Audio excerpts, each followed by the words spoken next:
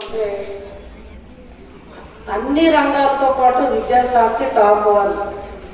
మా సోదరుడు పూర్వగారు వచ్చిన తర్వాత ఇప్పుడు తను సౌమ్యుడు ఎక్కడ ఇష్యూస్ లేకుండా మండల విద్యాశాఖని టీం వర్క్ చేస్తూ అందరినీ ముందుకు నడిపిస్తున్న సోదరుని మనస్ఫూర్తిగా నేను అభినందిస్తున్నాను. మరి వారు అలా ఉండబట్టి, ఒక టీం వర్క్ ఉండబట్టే ఇక్కడ మనకి టాప్ వన్లో మన మండలం ఎప్పుడు విద్యాశాఖలో ఉంటుంది. ఇదైతే వాస్తవం. ఇక్కడనే కాదు, తన ఎక్స్పోర్ట్ వర్క్ చేసినప్పుడు కూడా నాకు ఎప్పుడు ప్రాబ్లం ఉండేది కాదు. గతంలో లేదు, ఇప్పుడు లేదు, ఎప్పుడూ లేదు. తన వర్క్, తన సిస్టమేటిక్, తన పద్ధతి అందరినీ ఆ టీం వర్క్లో నడిపిస్తున్నాను, అభినందిస్తున్నాను. ఆ టీం వర్క్స్లో మరి మా సోదరుడు గణేష్ కూడా జాయిన్ అయ్యి తనకు తోచిన సహాయం. మన ఒక్క పాఠశాలలే కాదుగా నాన్న, ఇక్కడ జ్యోతిబాబులే ఉంది. లాస్ట్ ఇయర్ మేమందరం కూడా అటెండ్ అయ్యాం. బడ్జెట్ ఇచ్చాడు అక్కడ తను. వాస్తవానికి టెక్స్ట్ బుక్స్, మళ్ళా నోట్ బుక్స్, లేకపోతే మంచి మంచి మీకు నాలెడ్జ్ అనే బుక్స్ కూడా ఇచ్చారు. ఎంతోమంది దేశ చరిత్రలో చరిత్ర ఉన్న మహిళల యొక్క బుక్స్ కూడా అక్కడ ఇవ్వడం జరిగింది. అందులో పెద్ద ఆవిడ మన సుధామూర్తి గారి జీవిత చరిత్ర బుక్ కూడా ఇచ్చారు. ఆ రోజు నేను నిజంగా చాలా హ్యాపీ. మొన్న ఆమెని మేము తిరుపతిలో కూడా గత నెలలో నేను కలుసుకున్నాను. చాలా హ్యాపీ అనిపించింది నాకు కూడా, మన ఆడపిల్లలకు సంబంధించి. ఇటువంటివన్నీ కూడా తనకు అసలు ఎవరు చెప్తున్నారో, ఎలా ఆలోచన వస్తుందా అని నేను ఎప్పుడూ అనుకుంటూ ఉంటాను. నిజంగా తను వచ్చి పిలిస్తే ఎన్ని ప్రోగ్రామ్స్ ఉన్నా నాకు కంపల్సరీ అటెండ్ అవ్వాలనిపిస్తుంది. ఎందుచేత మనం అందరం అనుకోవచ్చు. ఇటువంటి సేవా భావాలు ఉన్న వాళ్ళు చాలా తక్కువ మా సమాజంలో. మీరు కూడా విద్యతో పాటు చక్కగా సమాజంలో ఎలా ఉండాలి, ఏం చేయాలి, మనం సమాజానికి కింద మా సోదరులు మోహన్ గారు చెప్పారు. ఆ మహానుభావుడు అంబేద్కర్ గారు రాజ్యాంగాన్ని రాయబట్టే ఇవాళ మనం అందరం ఇక్కడ కూర్చొని ఈ విధంగా మాట్లాడుకోవడం, చదువుకోవడం, సమాజంలో నడవడం, విధి విధానాలు, ఆశయ సాధనాలు ఆ మహానుభావుడు వల్లే ఇవాళ మనం వెళ్తున్నాం.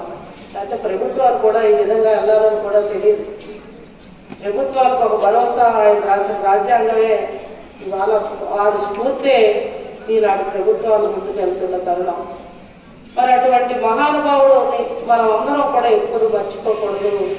ఆ స్ఫూర్తిని మీ యువత ఆదర్శంగా తీసుకోవాలి. విద్యతో పాటు అన్ని రంగాల్లో కూడా ముందుండాలి. మరి ఆ దశగా అందరూ అడుగులు వేయాలని మన గణేష్ లాగా ఆ సోదరుడు చూడండి, డాక్టర్ గారు, ఆయన ఒక గవర్నమెంట్ డాక్టర్గా ఫ్రీ సీట్లో చదువుకున్నారు. ఆయన మెరిట్. మరి గణేష్ సోదరుడు ఒక ఇంజనీరింగ్లో చదువుకొని ఐటీలో ఇవాళ ఉద్యోగ అవకాశం భగవంతుడు కల్పించబట్టే 10 మందికి సేవ చేస్తున్నాడు. మరి అదేవిధంగా ఇక్కడున్న మన హెచ్ఎం గారు వేణుగోపాల్ మాస్టర్, ఆయన చదువుకోబట్టే మెరిట్లో బీఈడీలు, ఎంఈడీలు చేయబట్టే వాళ్ళ గవర్నమెంట్ ఉద్యోగ అవకాశాలు. మరి ఇక్కడ ఉన్న మన ఎంఈఓ గారు, పూర్వ గారు, అలాగే శ్రీనివాస్ గారు ఎంఈఓ గారు, మా ప్రజాప్రతినిధులు ఒక పక్కన పెట్టిన ప్రభుత్వ ఉద్యోగ అవకాశాలు, ప్రైవేట్ ఉద్యోగాల్లో మీ అందరు బంగారు భవిష్యత్తులు ఉండాలని ఒక అమ్మగా నేను మీ అందరికీ కూడా ఆశీర్వదిస్తూ, ఇవాళ ఎంతో అదృష్టం. ఇందాక మన పూర్వగారు చెప్పారు, మేము చదువుకునేటప్పుడు ఇది లేవమ్మా. నేను కూడా కమలా నెహ్రూ బాలికోన్నత పాఠశాల విశాఖపట్నం డాబా గార్డెన్స్లో గవర్నమెంట్ స్కూల్లోనే చదువుకున్నాను. 10th వరకు. ఇంటర్మీడియట్కి ఎస్కోట్ గవర్నమెంట్ జూనియర్ కాలేజీకి నేను రావడం జరిగింది. డిగ్రీ ఫస్ట్ ఇయర్లో పెద్ద కుటుంబాల కారణంగా మ్యారేజ్ అనేది చేయడం జరిగింది. ఏదైనా సరే ప్రభుత్వ పాఠశాలలో చదువుకుంటున్న చిన్నారుల్లో ఎక్కువ ప్రైవేట్ స్కూల్స్ చెప్తారు, కాదనట్లేదు. ఇక్కడున్న మౌలిక వసతులు, ఇక్కడున్న స్టాఫ్, ఇక్కడున్న నాలెడ్జ్ గవర్నమెంట్ స్కూల్స్కి ఉన్నంత బాధ్యత ప్రైవేట్ స్కూల్స్కి ఉండవని నేనైతే భావిస్తూ, తప్పకుండా మీ అందరూ ప్రభుత్వ పాఠశాలలో చదువుకొని భవిష్యత్తులో ఇప్పుడు వేదిక మీద ఉన్న మేమంతా ఇప్పుడు తమ్ముడు బెంగళూరులో చేస్తున్నాం. కానీ మీ తరాలకు వచ్చేసరికి మీరు ఎంతో అదృష్టవంతులు. ఈనాటి కూటమి ప్రభుత్వం గూగుల్ లాంటి పెద్ద పెట్టుబడులు వైజాగ్ తీసుకొస్తున్నారు. చంద్రబాబు నాయుడు గారు, ముఖ్యమంత్రి గారు, పవన్ కళ్యాణ్ గారు, లోకేష్ బాబు గారు, మీ మంత్రి గారు. సంస్థలు వచ్చాయంటే మేము ఎవరైనా గొప్ప ఫ్యామిలీలో ఏం చెప్తారు, ఎక్కడ ఉద్యోగాలు చేస్తున్నారంటే మద్రాసు, బెంగళూరు, హైదరాబాద్ అని చెప్తాం.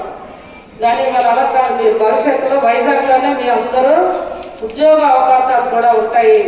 తప్పకుండా మీ అందరూ బాగా చదువుకోవాలి, చక్కగా టైం స్కూల్కి రావాలి, భోజనం ఇవ్వాలి, ఇన్ని మౌలిక వసతులు, మంచి స్కూల్ బుక్స్, యూనిఫామ్స్, మీకు ఎన్నో మౌలిక వసతులు కల్పిస్తున్నాయి ఈనాటి ప్రభుత్వాలకు తోడుగా ఇటువంటి స్వచ్ఛంద సంస్థలు ఉండడం ఒక అదృష్టంగా భావిస్తూ మా గణేష్ సోదరుని మనస్ఫూర్తిగా నేను మన అందరి తరఫున చెప్పడం ద్వారా వారిని మనస్ఫూర్తిగా అభినందిస్తూ, నాయన ఇంకా ఏమైనా మీ పరిధిలో ఏమైనా ఉంటే మన స్కూల్కి సంబంధించి తప్పకుండా చెప్పండి.